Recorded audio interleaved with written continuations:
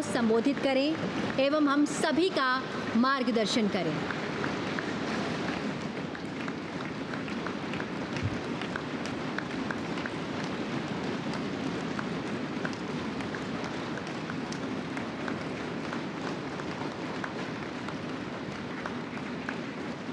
आदरणीय उपराष्ट्रपति जी, आदरणीय स्पीकर महोदय, मंच पर विराजमान सभी वरिष्ठ महानुभाव और 140 करोड़ देशवासियों के प्रतिनिधि, सभी माननीय सांसदगण,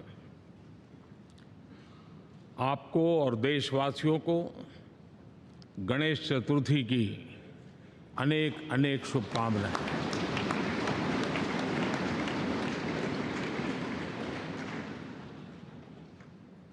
आज नए संसद भवन में हम सब मिलकर के नए भविष्य का श्री गणेश करने जा रहे हैं।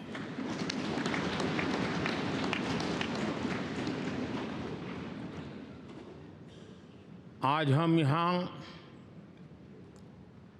विकसित भारत का संकल्प दोहराना, फिर एक बार संकल्पबद्ध होना और उसको परिपूर्ण करने के लिए जी जान से जुटने के इरादे से नए भवन की तरफ प्रस्थान कर रहे हैं।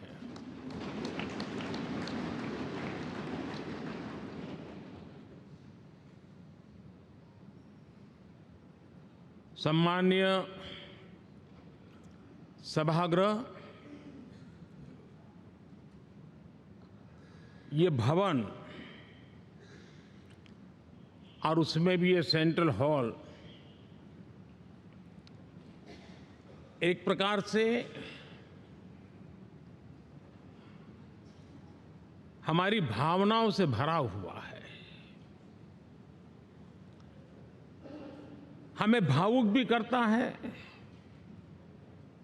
और हमें हमारे कर्तव्य के लिए प्रेरित भी करता है। आजादी के पूर्व ये खंड एक प्रकार से लाइब्रेरी के रूप में इस्तेमाल होता था, लेकिन बाद में संविधान सभा की बैठकें यहाँ शुरू हुई और उन संविधान सभा की बैठकों के द्वारा गहन चर्चा विचारणा कर करके हमारा संविधान यहीं पर आकार लिया। यहीं पर 1947 में अंग्रेजी हुकूमत ने सत्ता हस्तांतरण किया, उस प्रक्रिया का भी साक्षी हमारा ये सेंट्रल हॉल है। इसी सेंट्रल हॉल में भारत के तिरंगे को अपनाया गया, हमारे राष्ट्रगान को अपनाया गया और ऐतिहासिक अवसरों पर आजादी के बाद भी सभी सरकारों के दरमियान अनेक अवसर आए जब दोनों सदनों ने मिलकर के यहाँ पर भारत के भाग्य को गढ़ने के पर विचार किया, सहमति बनाई और निर्णय भी किए। 1952 के बाद दुनिया के करीब 41 राष्ट्राध्यक्षों ने इस सेंट्रल हॉल में हमारे सभी माननीय सांसदों को संबोधित किया है।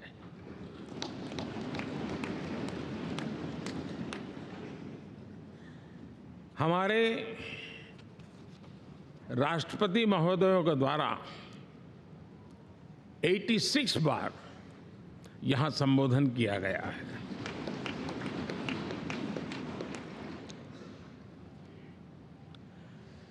बीते 7 दशकों में जो भी साथी इन जिम्मेवारियों से गुजरे हैं, जिम्मेवारियों को संभाली है, अनेक कानूनों, अनेक संशोधन और अनेक सुधारों का हिस्सा रहे हैं। अभी तक लोकसभा और राज्यसभा ने मिलकर करीब करीब 4000 से अधिक कानून पास किए हैं।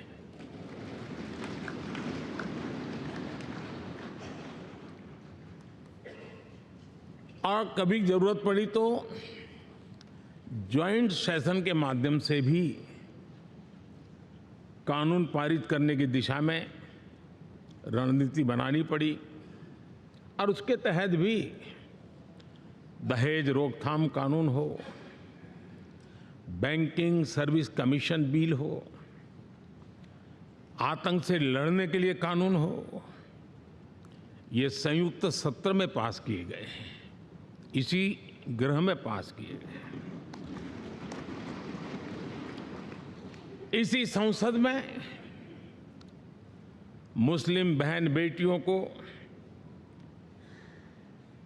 न्याय की जो प्रतीक्षा थी, शाहबानो केस के कारण कुछ गाड़ी उल्टी पार्टी पर चढ़ गई थी, इसी सदन ने हमारी उस गलतियों को ठीक किया और 3 तलाक विरुद्ध कानून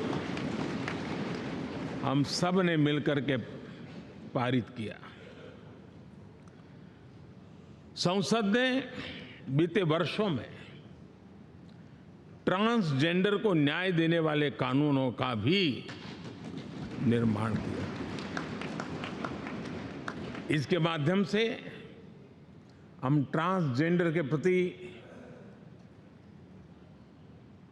सद्भाव और सम्मान के भाव के साथ उनको नौकरी, शिक्षा, स्वास्थ्य, बाकी जो सुविधाएं हैं, एक गरिमा के साथ प्राप्त कर सके, इसकी दिशा में हम आगे बढ़े। हम सभी ने मिलकर हमारे दिव्यांग जनों के लिए भी उनकी जरूरतों को देखते हुए, उनके एस्पिरेशंस को देखते हुए ऐसे कानूनों का निर्माण किया जो उनके लिए उज्जवल भविष्य की गारंटी बन रहे हैं। आर्टिकल 370 हटाने से लेकर वो विषय ऐसा रहा जो शायद ही कोई दशक ऐसा होगा कि चर्चा न हुई हो, चिंता न हुई हो और मांग न हुई हो। आक्रोश भी व्यक्त हुआ,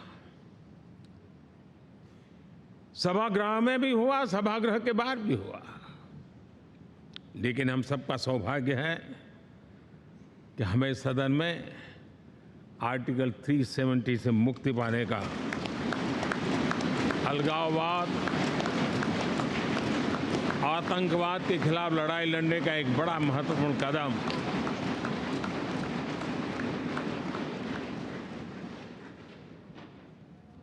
और इस महत्वपूर्ण काम में माननीय सांसदों की, संसद की बहुत बड़ी भूमिका है। जम्मू कश्मीर में इसी सदन में निर्मित हुआ संविधान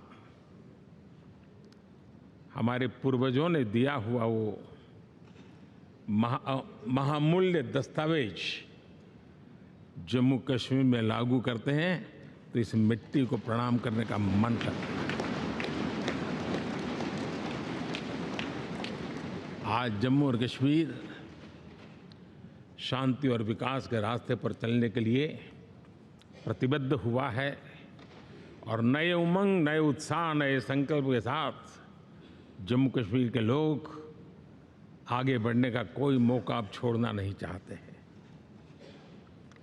ये दिखाता है कि संसद के सदस्यों ने मिलकर के संसद के भवन में कितने महत्वपूर्ण काम किए हैं। माननीय सांसदगण, लाल किले से मैंने कहा था, यही समय है, सही समय है।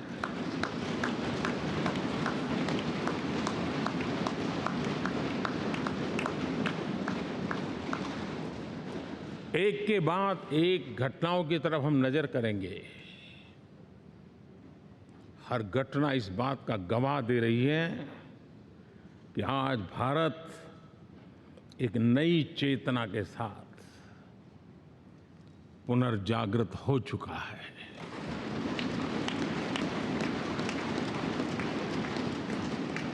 भारत नई ऊर्जा से भर चुका है और यही चेतना, यही ऊर्जा इस देश के कोटि कोटि जनों के सपनों को संकल्प में परिवर्तित कर सकती है और संकल्प को परिश्रम की पराकाष्ठा कर करके सिद्धि तक पहुंचा सकती है। ये हम देख सकते हैं।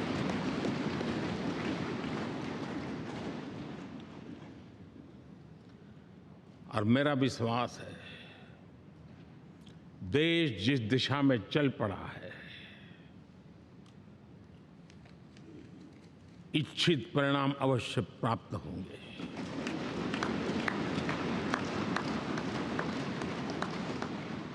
हम गति जितनी तेज करेंगे, परिणाम उतने जल्दी मिलेंगे।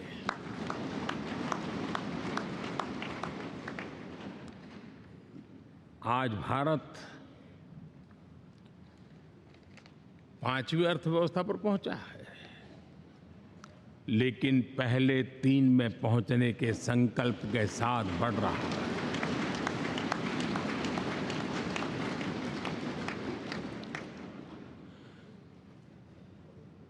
और मैं जिस स्थान पर बैठा हूं, जो जानकारियां प्राप्त होती है, उसके आधार पर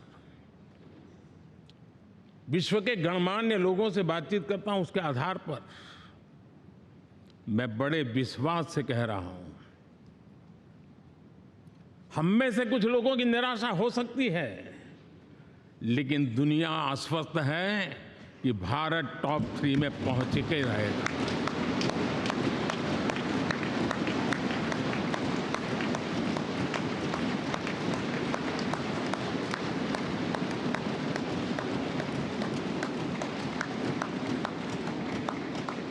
भारत का बैंकिंग सेक्टर आज अपनी मजबूती के कारण से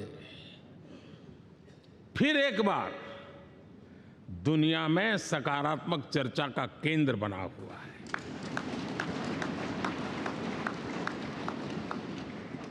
भारत का गवर्नेंस का मॉडल, यूपीआई, डिजिटल स्टैक, मैं इस G20 में देख रहा था, मैंने बाली में भी देखा। टेक्नोलॉजी की दुनिया को लेकर के भारत का नौजवान जिस प्रकार से आगे बढ़ रहा है, पूरे विश्व के लिए कौतुक भी है, आकर्षण भी है और स्वीकृति भी है।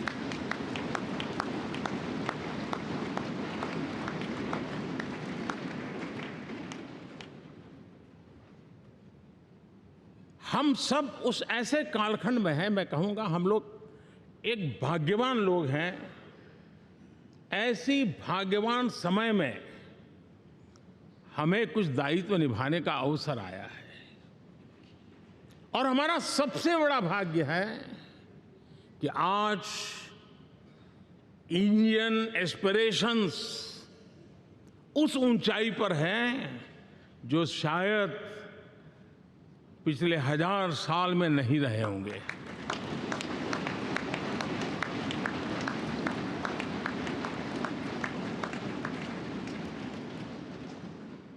गुलामी के जंजीरों ने उसके एस्पिरेशंस को दबोच के रखा था।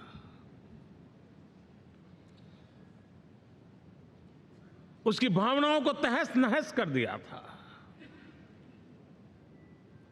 आजाद भारत में अपने सपने संजो रहा था,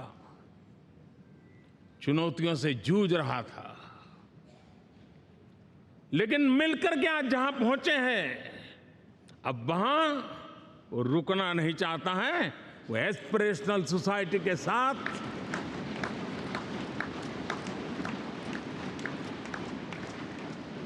नए लक्ष्य गढ़ना चाहता है।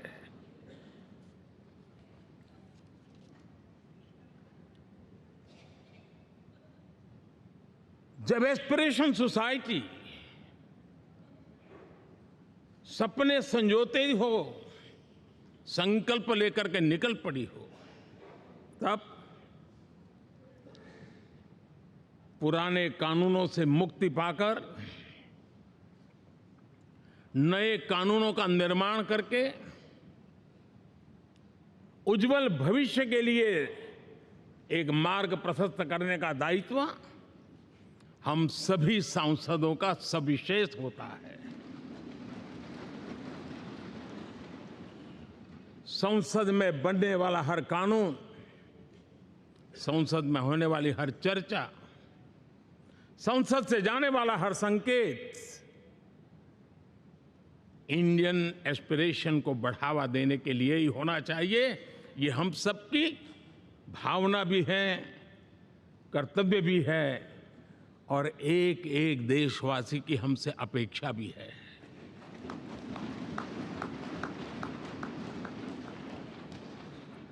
हम जो भी रिफॉर्म करें, उसके मूल में इंडियन एस्पिरेशन सबसे सर्वोच्च पद पर होना चाहिए, प्राथमिकता पर होना चाहिए।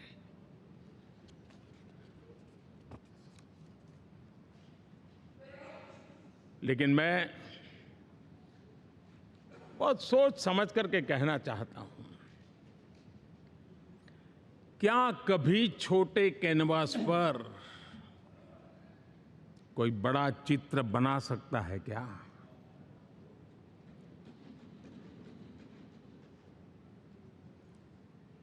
जैसे छोटे कैनवास पर बड़ा चित्र नहीं बन सकता, वैसे हम भी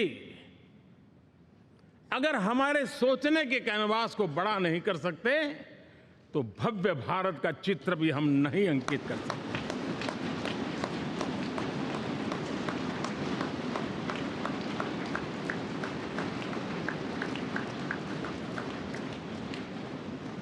पचहत्तर साल का हमारे पास अनुभव है। हमारे पूर्वजों ने जो कुछ भी रास्ते बनाए, उससे हमने सीखा है। हमारे पास एक बहुत बड़ी विरासत है।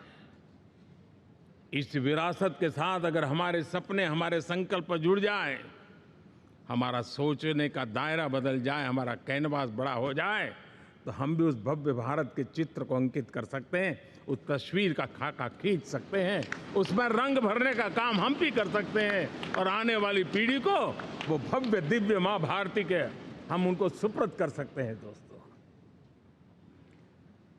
अमृतकाल के 25 वर्षों में भारत को अब बड़े कैनवास पर काम करना ही होगा। अब हमारे लिए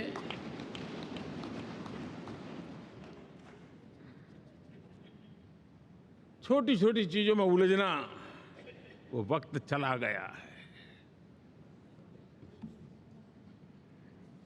हमें आत्मनिर्भर भारत बनाने के लक्ष्य को सबसे पहले परिपूर्ण करना चाहिए और हमसे शुरुआत होती है, हर नागरिक से शुरुआत होती है। और आज दुनिया में भी एक समय ऐसा था कि लोग मुझे कहते थे, हमारे बड़े बड़े बुद्धिजीवी और अर्थशास्त्री लिखते थे कि मोदी आत्मनिर्भर की बात करता है तो मल्टीलेटरलिज्म के सामने चुनौती तो बन नहीं जाएगा, ग्लोबल इकोनॉमी के ज़माने में ठीक तो नहीं होगा। लेकिन 5 साल के भीतर भीतर देखा, दुनिया भारत के आत्मनिर्भर मॉडल की चर्चा करने लग गई है।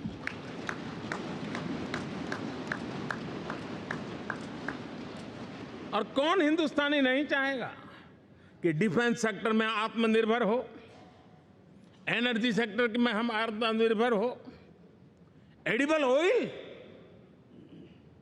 क्या इस देश को आत्मनिर्भर नहीं होना चाहिए?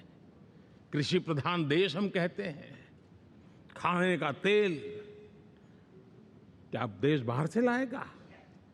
बहुत समय की मांग है कि हमें आत्मनिर्भर भारत को संकल्प को पूरा करना, ये हम सबका दायित्व है। उसमें दल आड़े नहीं आते हैं, सिर्फ दिल चाहिए, देश के लिए चाहिए।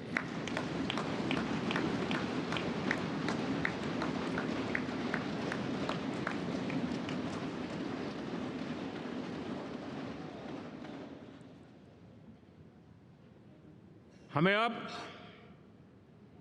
मैन्युफैक्चरिंग सेक्टर में दुनिया में सर्वश्रेष्ठ बनने की दिशा में ही कदम रखने होंगे। और मैंने इकबाल लाल किले से कहा था, जीरो डिफेक्ट जीरो इफेक्ट। हमारे प्रोडक्ट में कोई डिफेक्ट ना हो, हमारी प्रक्रिया में पर्यावरण पर कोई इफेक्ट ना हो, ऐसा जीरो डिफेक्ट जीरो इफेक्ट वाला हमें दुनिया के सामने मैन्युफैक्चरिंग क्षेत्र में जाना होगा। हमारे डिजाइनर, हमारे यहाँ निर्माण हो रही डिजाइन्स, हमारे सॉफ्टवेयर, हमारे एग्रीकल्चर प्रोडक्ट्स, हमारे हस्तशिल्प, हर क्षेत्र में अब हमें वैश्विक मापदंडों को पार करने के इरादे से ही चलना चाहिए, तब जाकर के विश्व के अंदर हम अपना झंडा फहरा सकते हैं। मेरे गांव में मेरा सबसे अच्छा माल हो, इतनी बात नहीं चलेगी। मेरे राज्य में मेरा सबसे अच्छा प्रोडक्ट नहीं चलेगा, मेरे देश में मेरा सबसे अच्छा प्रोडक्ट नहीं चलेगा, दुनिया में मेरा प्रोडक्ट सबसे अच्छा होगा, ये भाव हमें पैदा होगा।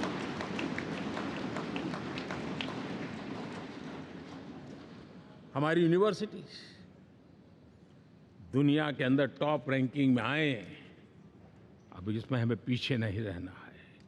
हमारे शिक्षा जगत को नई नेशनल एजुकेशन पॉलिसी मिली है, एक खुलापन है, सर्व स्वीकृत बनी है, उसके सहारे अब हमें चल पड़ना है। और दुनिया के टॉप मोस्ट यूनिवर्सिटीज में अभी जब G20 में विश्व के मेहमान आए तो मैंने नालंदा की एक तस्वीर रखी थी वहाँ, और जब मैं दुनिया को कहता था 1500 साल पहले मेरे देश में दुनिया की उत्तम से उत्तम यूनिवर्सिटी हुआ करती थी, तो उन सुनते ही रह जाते थे। लेकिन हमें उसे प्रेरणा लेनी है, पर प्राप्त तो अभी करके रहना है, ये हमारा संकल्प होना है। आज हमारे देश का नौजवान खेल जगत के अंदर दुनिया में हमारी पहचान बना रहा है। टियर 2, टियर 3 सिटी से, गांव, गरीब परिवारों से, गांव से देश के नौजवान, देश की बेटे बेटियां आज खेलकूद के जगत जीवन में हमारा नाम रोशन कर रही है। लेकिन देश चाहता है और देश का संकल्प होना चाहिए कि अब खेलकूद के हर पोडियम पे हमारा तिरंगा भी लहराता होगा।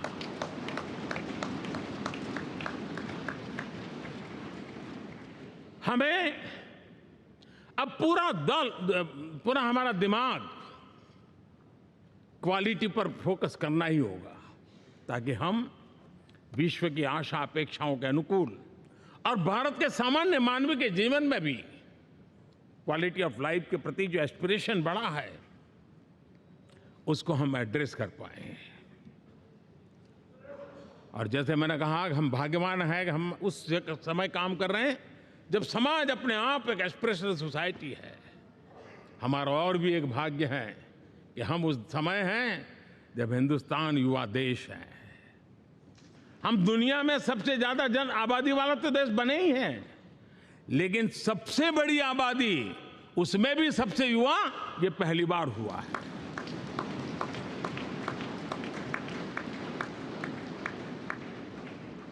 जिस देश के पास ये युवा शक्ति हो, युवा सामर्थ्य हो, तब हमें उसकी टैलेंट पे भरोसा है, हमें उसकी संकल्प शक्ति पे भरोसा है, उसकी साहस में हमें भरोसा है। और इसलिए हम चाहते हैं कि दुनिया में भारत का युवा अग्रिम पंक्ति में नजर आना चाहिए, वो स्थिति पैदा होनी चाहिए। आज पूरी दुनिया को स्किल्ड मैन पावर की बहुत बड़ी जरूरत है और भारत विश्व की इस आवश्यकता की पूर्ति के लिए अपने आप को सज्ज कर सकता है और उन आवश्यकताओं को पूरी कर करके दुनिया में अपनी एक जगह भी बना सकता है। और इसलिए विश्व में उनकी आवश्यकता के लिए किस प्रकार के मैन पावर की जरूरत है, किस प्रकार के उनको ह्यूमन रिसोर्स की जरूरत है, उस स्किल मैपिंग का काम भी चल रहा है और उस स्किल मैपिंग के अनुसार भारत के अंदर स्किल डेवलपमेंट की तरफ हम बल दे रहे हैं। और जितना ज़्यादा हम स्किल डेवलपमेंट पर बल देंगे, भारत के नौजवानों का सामर्थ्य विश्व में अपना डंका बजाने में कोई कमी नहीं रखेगा। और हिंदुस्तानी जहाँ गया है उसने अच्छाई की छाप छोड़ी है, कुछ कर गुजरने की छाप छोड़ी है। ये सामर्थ्य हमारे अंदर पहले से पड़ा हुआ है और हमारे पहले जो लोग गए हैं उन्होंने इससे छवि भी बना के रखी हुई है। आपने देखा होगा पिछले दिनों करीब 150 नर्सिंग कॉलेज एक साथ खोलने का निर्णय किया। पूरे दुनिया में बहुत बड़ी रिक्वायरमेंट है नर्सिंग की। हमारी बहन, हमारी बेटियां, हमारे बेटे उस क्षेत्र में दुनिया में पहुंच सकते हैं, आसानी से पहुंच सकते हैं। पूरे विश्व की जरूरत है और ये तो मानवता का काम है जिसमें हम पीछे नहीं रहेंगे। आज मेडिकल कॉलेजेस का इतना व्यापक रूप से निर्माण देश की आवश्यकता तो पूरी करनी ही करनी है, दुनिया की आवश्यकताओं में भी योगदान दे सकते हैं। कहने का तात्पर्य यही है, हर छोटी चीज पर बारीकी से ध्यान देते हुए, उस पर अपना ध्यान केंद्रित करते हुए हमें आगे बढ़ना है। हमें भविष्य के लिए सही समय पर सही फैसले भी लेने होते हैं। हम फैसलों को टाल नहीं सकते हैं।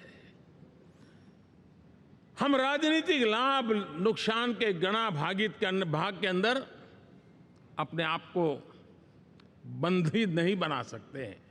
हमें तो देश के एस्पिरेशन के लिए हिम्मत के साथ नए निर्णय करने होते हैं। आज सोलर पावर के सफल मूवमेंट्स हमारी भावी पीढ़ी के लिए एनर्जी क्राइसिस से मुक्ति की गारंटी दे रहा है। आज मिशन हाइड्रोजन आने वाले दिनों में जो एनवायरनमेंट की चिंता है, जो टेक्नोलॉजी में बदलाव आ रहा है, उसके समाधान का रास्ता देने का सामर्थ्य रखती है। आज हमारा सेमीकंडक्टर जिस प्रकार से जीवन चलाने में हमारे हृदय की ज़रूरत रहती है, वैसे ही आज हमारी टेक्नोलॉजी चिप्स के बिना चल नहीं सकती और सेमीकंडक्टर उसके लिए बहुत अनिवार्य हैं। उस दिशा में हम आगे जा कर के इलेक्ट्रॉनिक मैन्युफैक्चरिंग में कोई रुकावट ना आए और जीवन कहीं अटक न जाए, उसलिए एक बहुत बड़ी मात्रा में हम काम कर रहे हैं। जल जीवन मिशन, हर जिले में 75 अमृत सरोवर, हमारी भावी पीढ़ी को, हमारे बच्चों को उनको कभी पानी के बिना तरसना न पड़े, इसकी चिंता हम आज कर रहे हैं। विश्व के बाजार में हमारा हर व्यापार कारोबार पहुंचे, कॉम्पिटिटिव ताकत के साथ खड़ा रहे, लॉजिस्टिक सिस्टम को और अधिक कम खर्च वाला बनाना, एफिशिएंट बनाना, उस दिशा में हम बहुत नीतियां लेकर के चल रहे हैं। आज समय की मांग है कि भारत का एक ऐसा भारत का हम निर्माण करें। नॉलेज, इनोवेशन, ये समय की मांग है और दुनिया में हमें अग्रिम पंक्ति में जाने का ये रास्ता भी है। और इसीलिए पिछले हमने समय नेशनल एजुकेशन पॉलिसी के साथ साथ टेक्नोलॉजी के बढ़ावे के लिए हमने रिसर्च और इनोवेशन का एक कानून भी पारित किया है, ताकि हमारे देश के नौजवानों को इस इनोवेशन के और चंद्रयान 3 की सफलता के बाद देश के नौजवानों के मन में विज्ञान की तरफ आकर्षण बढ़ रहा है। हमें मौका गंवाना नहीं है। हमारी युवा पीढ़ी को हमने रिसर्च और इनोवेशन के लिए पूरे अवसर देने हैं और इस इकोसिस्टम को बनाने के लिए हमने एक उज्जवल भविष्य के निर्माण की नींव रखी है। आदरणीय बंधुगण, सामाजिक न्याय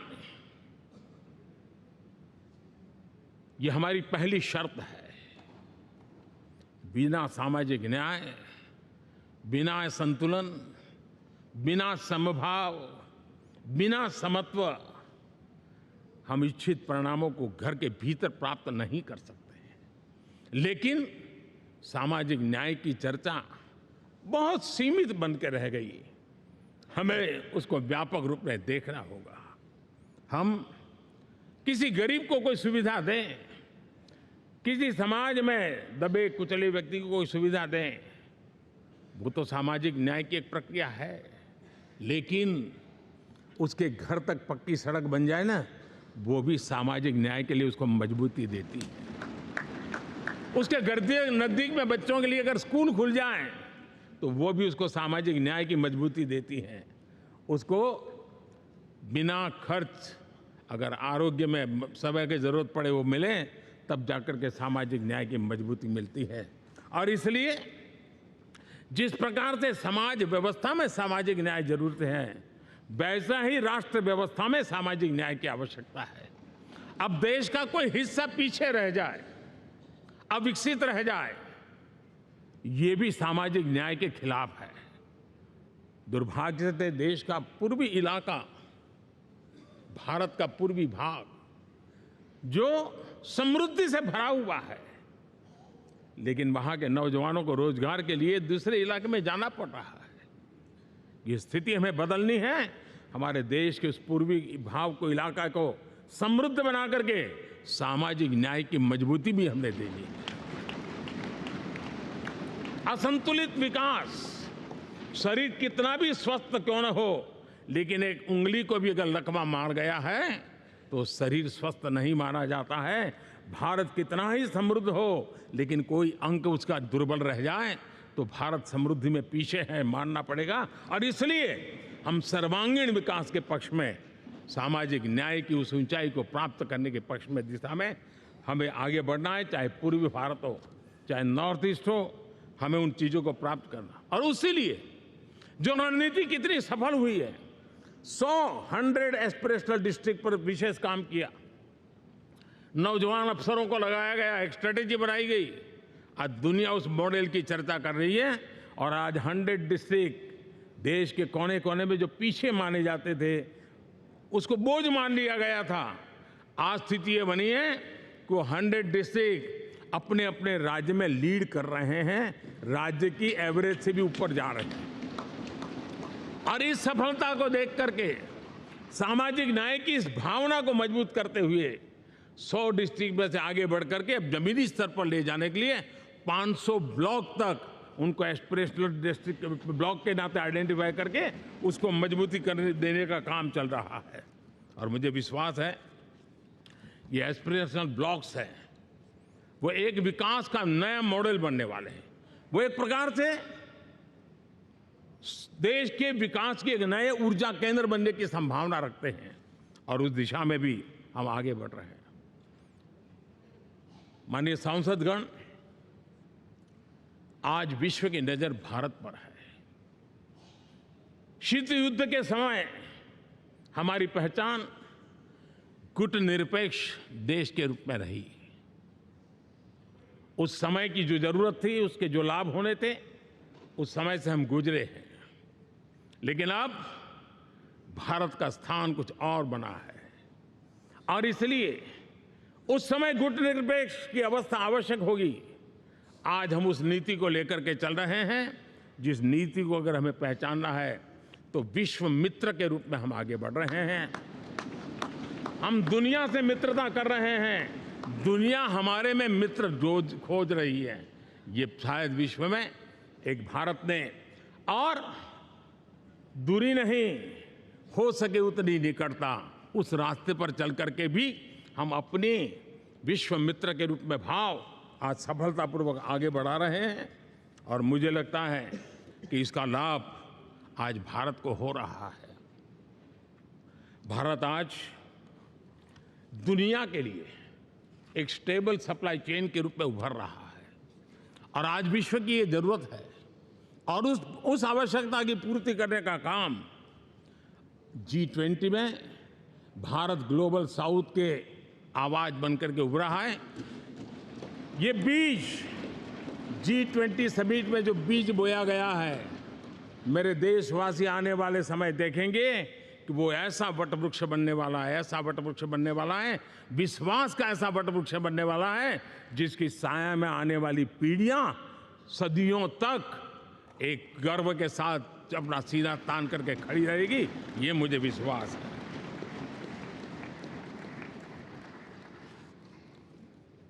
इस G20 में एक बहुत बड़ा काम हमने किया है, बायोफ्यूल अलायंस का। हम विश्व के नेतृत्व करते रहे, दिशा दे रहे हैं और विश्व को बायोफ्यूल अलायंस में दुनिया के सभी देश देखते ही देखते उसकी सदस्यता ले रहे थे और एक बहुत बड़ा आंदोलन खड़ा होने जा रहा है और जिसका नेतृत्व ये हमारा भारत कर रहा है। छोटे छोटे महाद्वीप, उनके साथ भी आर्थिक कॉरिडोर बनाने की दिशा में हमने बड़ी मजबूती के साथ कदम उठाए हैं। आदरणीय बंधुगण, आदरणीय उपराष्ट्रपति जी, आदरणीय स्पीकर महोदय, आज हम यहाँ से विदाई लेकर के नए भवन में जा रहे हैं, संसद के नए भवन में बैठने वाले हैं और ये शुभ है, गणेश चतुर्थी के दिन बैठ रहे हैं।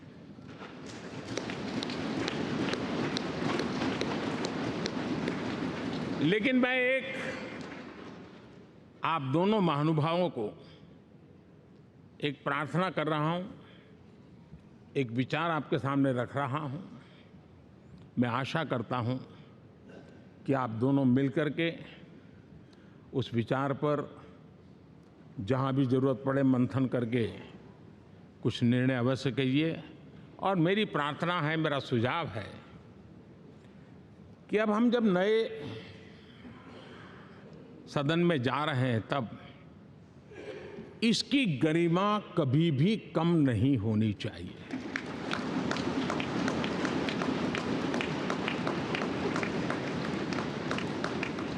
इसे सिर्फ पुरानी पार्लियामेंट कह करके छोड़ दें, ऐसा नहीं होना चाहिए। और इसलिए मेरी प्रार्थना है कि भविष्य में अगर आप सहमति दे दोनों महानुभाव, तो इसको संविधान सदन के रूप में जाना जाए।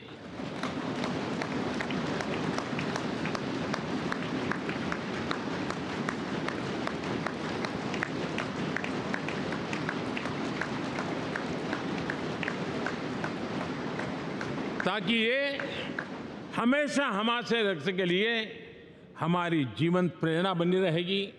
और जब संविधान सदन कहेंगे तब उन महापुरुषों का याद भी उसके साथ जुड़ जाएगी जो कभी संविधान सभा में यहाँ बैठा करते थे, गणमान्य महापुरुष बैठा करते थे। और इसलिए भावी पीढ़ी को ये तोहफा भी देने का अवसर हमें जाने नहीं देना चाहिए।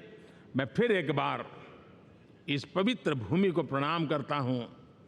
यहाँ पर जो तपस्या हुई है, जन कल्याण के लिए संकल्प हुए हैं, इसको परिपूर्ण करने के लिए 7 दशक से भी अधिक समय से जो पुरुषार्थ हुआ है, उन सबको प्रणाम करते हुए मैं मेरी वाणी को विराम देता हूँ और नए सदन के लिए आप सबको शुभकामनाएं देता हूँ।